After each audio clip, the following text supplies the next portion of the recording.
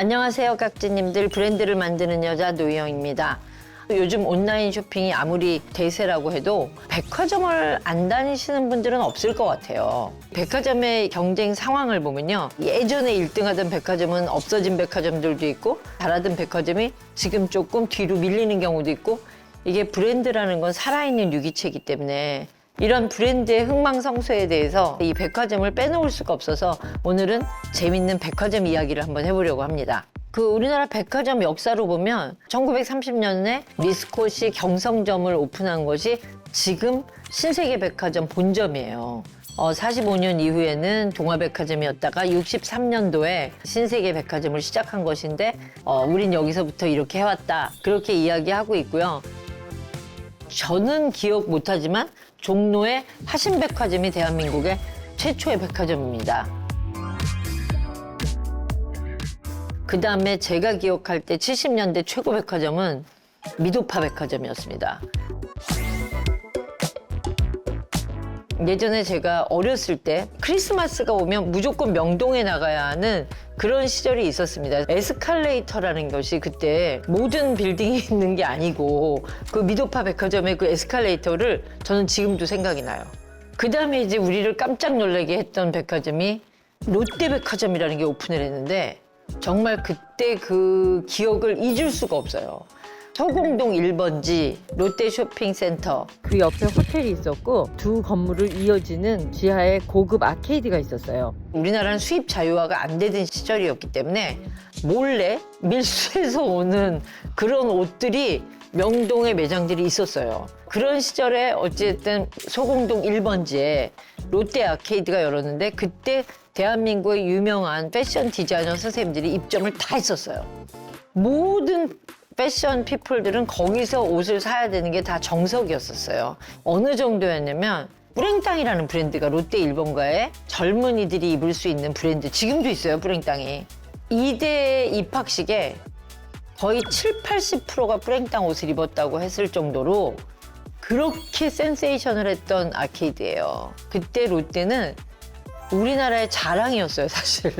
중구에다가 도전장을 확실하게 호텔, 아케이드, 그리고 나중에 이제 면세점까지 일어나는 79년 오픈 이후로 계속 1등을 달렸고, 지금 보면 강남 상권이 시작된 거는 80년대 이후예요. 70년대부터 현대아파트가 들어왔지만 그때는 거기가 부촌이라는 생각이 없었어요. 이게 이제 점점 강남이 넓어지다 보니까 거기에 이제 사람들 유입이 많이 되고 점점 더 부촌으로 인정되면서 그 부촌의 명성에 맞는 백화점을 따라서 지은 게 현대백화점이에요.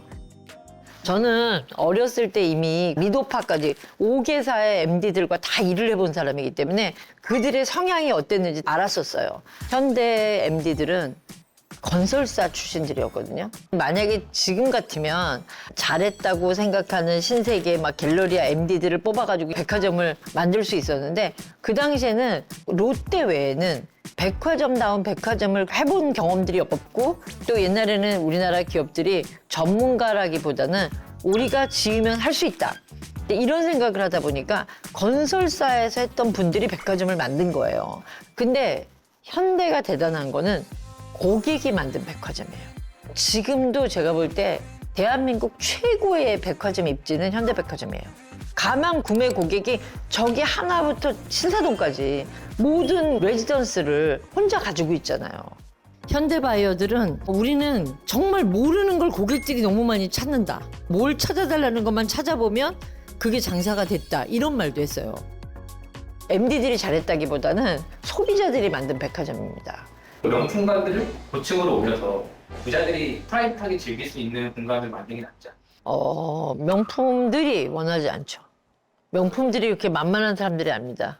명품은 요만큼만 움직여도 자기네 브랜드에 어떤 치명타가 있나 엄청 예민한 사람들이에요. 그리고 그들은 네이버 푸드라는 단어를 써요. 그걸 굉장히 중요시 생각합니다. 그 네이버 푸드가 뭐냐면 내 옆에 누가 있나. 에르메스는 루비통이나 샤넬이 없으면 안 들어가요. 그러니까 서로 그런 텃세들이 엄청 세기 때문에 한치의 양보도 안 합니다. 그래서 만약에 조금 밀리잖아, 그럼 나가요. 우리 뺄게, 방 뺀다.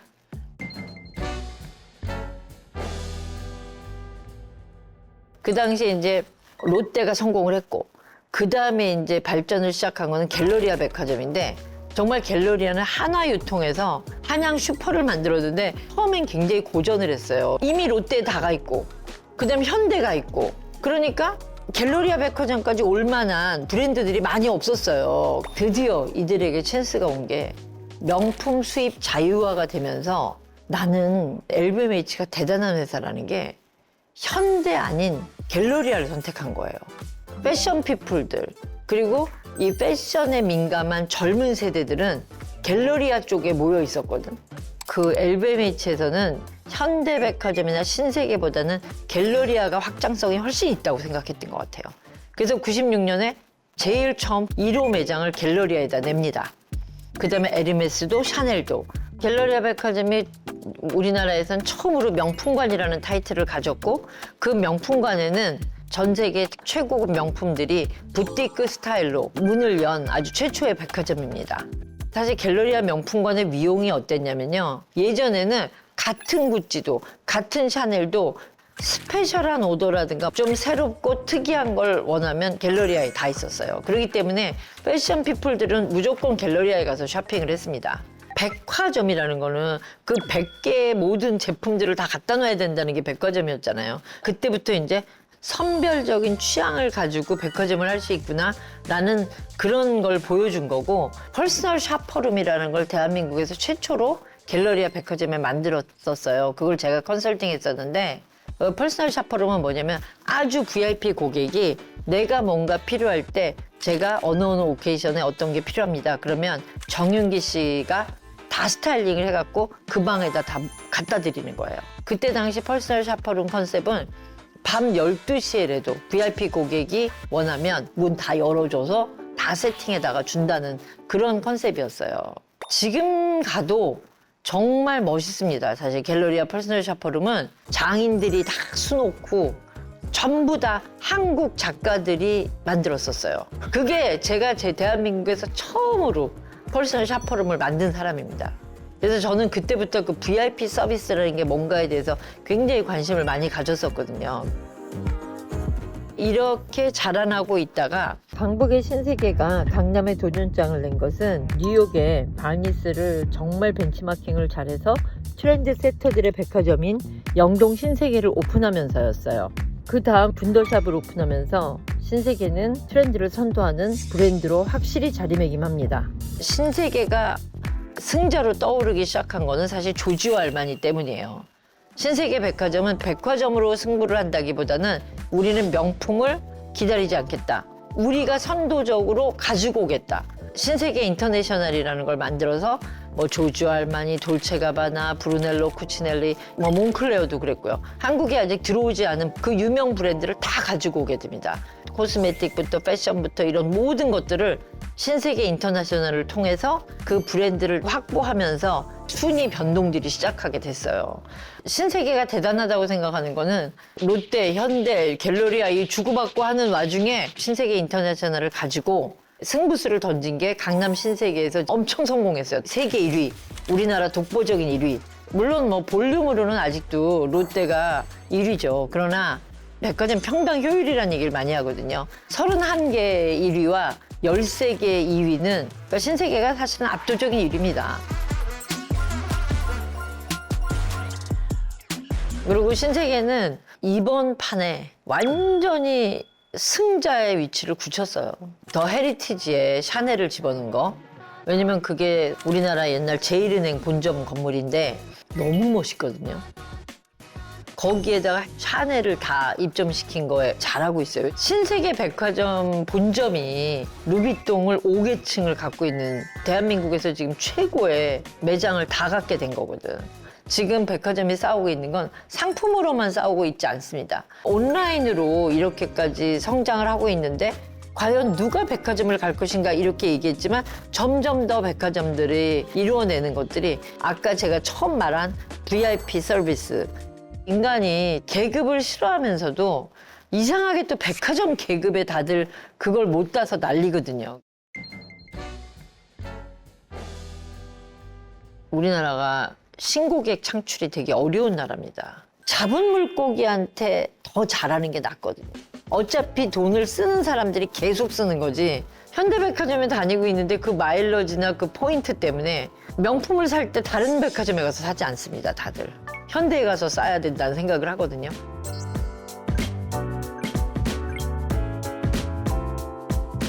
VIP가 되면 받는 서비스들 있잖아요. VIP들을 데리고 가는 경쟁이 지금 가장 치열합니다, 사실.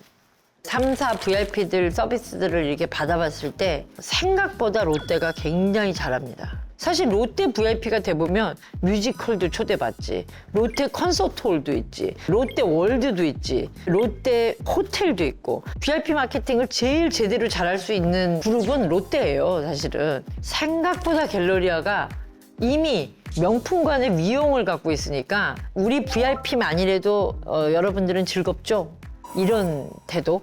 더현대는 MZ세대를 타겟으로 하다 보니까 이 VIP 서비스들도 영 뉴머니들을 상대로 하는 클럽 YP라고 하는데, VIP 그 영 라운지를 따로 만들어가지고 디자인부터 시작해서 새롭게 보여주면서 만들어 가고 있는 것 같아요. 그래서 현대는 정말 되게 재밌는 게 자스민이냐, 자스민 블루냐, 자스민 블랙이냐 이렇게 나뉘어져 있고요. 공간을 나누어서 그 공간으로 가지 못하는 사람들이 그 공간으로 올라가고 싶게 하는 전략.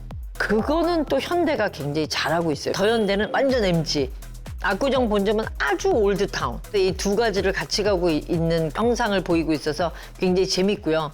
그리고 뭐 신세계도 당연히 트리니티는 워낙 전통을 자랑하고 있어서 트리니티 멤버들 모아서 콘서트를 한다든지 이런 여러 가지가 있는데, 이렇게 보여주는 그런 서비스는 현대하고 롯데가 굉장히 경쟁적으로 하고 있는 것 같습니다. 그만큼 부자들이 백화점에서 많이 써. 그렇죠. 당연하죠. 부자들이 제일 좋아하는 게 포인트하고 디스카운트예요. 제가 정말 깜짝 놀란 게 저번 그 올림픽에 갔을 때 정말 너무 잘생긴 남자들이 곤색 반바지에 하얀색 셔츠를 입고 인력거 같은 거 있잖아요. 사람 태우는 걸. 쫙 서 있는 거야, 호텔마다. 너무 멋있는 거예요. 이거 타보면 안 되니까 딱 나한테 너 LVMH 그룹 VIP냐 그러더라고요. 그래서 아닌데 했더니 이거는 이번 올림픽 시즌에 LVMH VIP들을 파리 시내에서 경기장까지 태워다 주는 용이에요. 이게 VIP들한테 나는 이 VIP에서 떨어지면 안 되겠다. 나는 이 VIP를 끝까지 갖고 있고 싶다.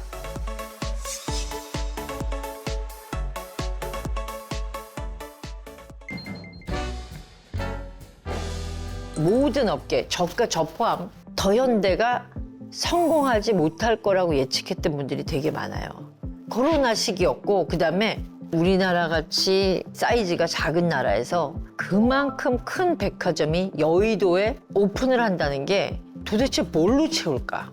아니 도대체 그 큰 매장을 누가 들어갈까? 그리고 명품들은 외면할 거다. 사실은 명품은 아직도 힘듭니다.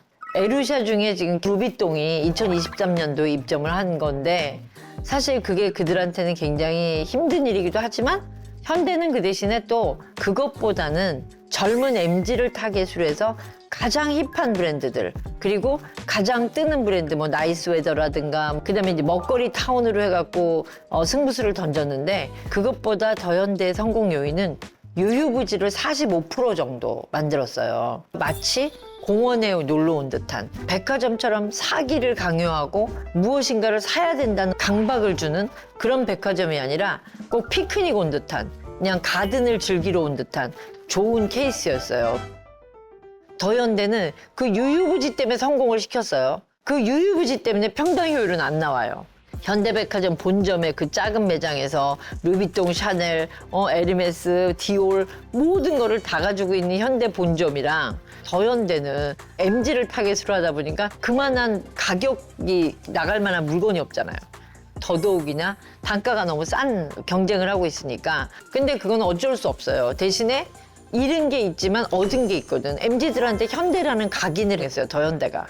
젊은 세대들한테는 현대백화점이라는 건 그냥 아줌마들 가는 거, 엄마들 가는 거, 할머니들 가는 이런 백화점이었다가 더 현대가 오픈하면서 MZ세대들이 내가 가고 싶은 곳, 가장 트렌디한 음식이나 가장 트렌디한 브랜드를 보려면 현대로 가야 된다. 이런 이미지를 가진 거는 브랜드적으로는 성공했다고 봐요. 그런데 이제 MZ들이 그렇다고 해서 명품 쇼핑을 안 하는 게 아니니까 지금 더현대가 가장 갈급한 거는 명품일 거예요. 여기서 롯데와 현대가 약간의 이제 그 갈림길에 섰던 게, 롯데는 제가 이제 일을 하면서 재밌었던 사건인데 90년대인가 너무 롯데백화점이 잘 되니까 광개토대왕 프로젝트를 했다 그러더라고요. 뭐냐면 한 땅도 못 놀게 해라. 물건을 갖다 놓기만 하면 팔리니까 어떻게 하면 더 많이 물건을 깔을까. 제가 롯데에서 일을 할 때 제가 뭐라 그랬냐면, 지금 롯데가 다른 곳에 비해서 밀리고 있는 이유가 바로 그 광개토대왕 프로젝트다. 이제는 그걸 버려야 된다. 그때 당시에는 그게 되게 좋았던 전략이거든요. 그래서 제가 어떻게 했냐면요. 롯데백화점하고 현대백화점을 가서 문을 열고 몇 미터 들어가서부터 매장이 있는지를 재라 그랬어요. 한 5배는 차이가 났던 것 같아요. 문 열자마자 롯데는 바로 여기서부터 매대 시작이에요. 근데 지금은 유유부지 45% 더현대가 저렇게 뜬 것처럼 이 넓은 롯데에서 무엇을 할 것인가 고민을 해보자. 롯데 회사 사고는 아니지만 거화취실이라는 단어가 있어요. 겉으로 화려하게 보이는 걸 거부하고 실리를 취하자. 70년대, 80년대 부자들은 그렇게 배웠어요. 부자라고 너무 부자 티 내지 않고. 7, 80년대는 다 같이 못 살고 또 같이 성장하는 시대니까 그 거화치실이라든가 이런 단어들이 되게 맞았던 단어인데, 2010년 이후부터는 SNS가 생기면서 플렉스란 단어가 우리가 생겼거든요. 있으면 그냥 있는 대로 우리가 자랑하자. 여기서 이제 또 롯데가 밀립니다. 이 모든 게 좋은 단어들도 시기와 적합할 때 그게 좋은 단어가 되는데, 드디어 콰이어트 럭셔리 시대가 왔거든요. 롯데 잠실에서 그거를 만들어 가고 있는 것 같아요. 왜냐면 롯데 월드도 있지, 에비뉴엘도 있지, 그 다음에 몰도 있지. 잠실을 더현대, 갤러리아 모든 걸 다 만들 수 있는 데거든. 정말 발전 가능성이 제일 있는 곳은 롯데몰이라고 생각해요. 백화점도 그렇고 다 빵이나 디저트에 엄청 목을 매잖아요. 집객 수를 높일 수 있는 좋은 방법이거든요. 명품은 사지 않아도 사람이 견물생심이라고 뭔가 거기에 줄을 서면서 왔다 갔다 하면서 보이게 하는 게 굉장히 중요한 마케팅이거든요. 무엇을 사러 신세계를 갈 것이냐. 나는 뭐 런던백을 사러 롯데 잠실에 줄을 선다. 이번에 부창제과가 GD랑 또 콜라보했더라고요. 그 부창제과의 호두과자를 먹으러 신세계에 줄을 쓴다. 배통이라는 소금빵 브랜드가 정말 신세계에 가면요, 그 스윗파크에 매일 줄 서 있어요. 그런 것처럼 정말 한 시대의 흐름과 트렌드 이런 거를 서로 끌어내기 위해서 고군분투하고 있다고 생각합니다.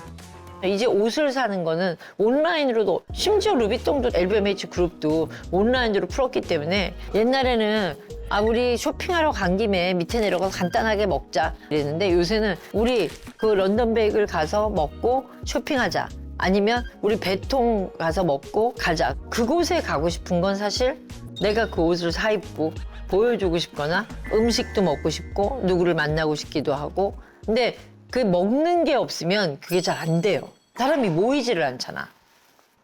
저는 하우스 오브 신세계도 되게 자주 가요. 정말 맛있는 집이 너무 많아요. 그 미도 한우 함박도 좋아하고, 윤해운대 갈비도 가고, 키보 아츠아츠도 잘 가고. 아무래도 제가 반포 살다 보니까 하우스 오브 신세계 진짜 단골입니다, 제가.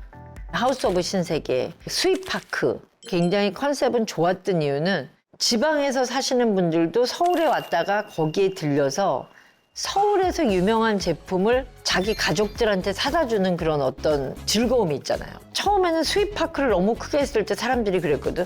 아니 이거 누가 다 먹는다고 이렇게 크게 만드냐. 그 전략은 제가 볼 때 그 터미널을 겨냥한 전략이거든요. 하우스 오브 신세계를 딱 했는데 카피했다 이렇게 제가 지적을 하는 게 아니라요. 거의 60, 70%가 헤롯을 중점으로 두고 만든 백화점이 신강 지금 슈퍼마켓이에요. 왜냐면 모든 백화점의 꿈은 헤롯과 봉마르쉐예요. 전 세계 어느 백화점이나 꿈꾸는 게 헤롯 슈퍼입니다. 그리고 헤롯이 지금도 전 세계 1등이에요, 백화점에서. 모든 회사가 다 전 세계 1등한테는 배우려고 하는 것처럼 우리나라 모든 이 유통업계에서도 누구를 벤치마킹 하냐 그러면 다 헤롯을 벤치마킹 합니다. 그 다음에 식품 벤치마킹을 갈 때는 봉마르쉐 에피시에를 갑니다. 정말 신강은 전 세계의 유명한 그런 푸드코트나 럭셔리를 가장 잘 구현해낸 백화점이에요. 백화점을 입점해서 살아남기가 사실 쉽진 않아요. 우리들만의 가이드라인이 있는 게 아니라 위생부터 시작해서 직원들 교육부터 백화점이 엄청 까다롭게 보거든. 직원들 입장에서는 시어머니가 둘인 거야. 좋은 점은 마케팅 비용이나 이런 게 들지 않고 집객을 해주잖아, 백화점에서. 백화점이 어떻게 보면 단골 장사잖아요. 그러다 보니까 맛이 스테디하지 않으면은 처음에 반짝했다가 꺼지는 경우가 많아. 다녀보시는 분들은 많이 알고 너무 많이 바뀌잖아요. 백화점에서 꾸준히 살아있는 경우는 몇 업체 안 되고 계속 바뀝니다. 그래서 꼭 백화점 입점이 반드시 좋은 것만은 아니고 경험하지 않은 사람은 백화점에 들어가서 손실을 보는 경우가 많습니다. 그래서 그걸 유념해야 돼요. 오늘 제가 막 백화점 이야기를 해드렸는데요.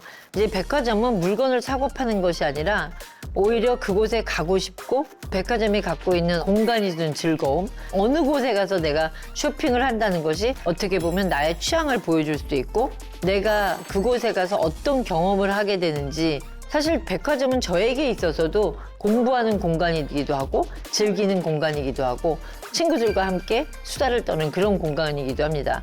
그래서 깍지님들도 우리 동네에 무슨 백화점이 있으니까 그 백화점을 이용한다. 그렇게 생각하지 마시고요. 신세계에는 이런 매력이 있구나. 현대는 이런 매력이 있구나. 롯데는 또 이런 매력이 있구나. 비교해 보면서 한번 가보시면 색다른 재미를 느끼실 수 있을 거예요.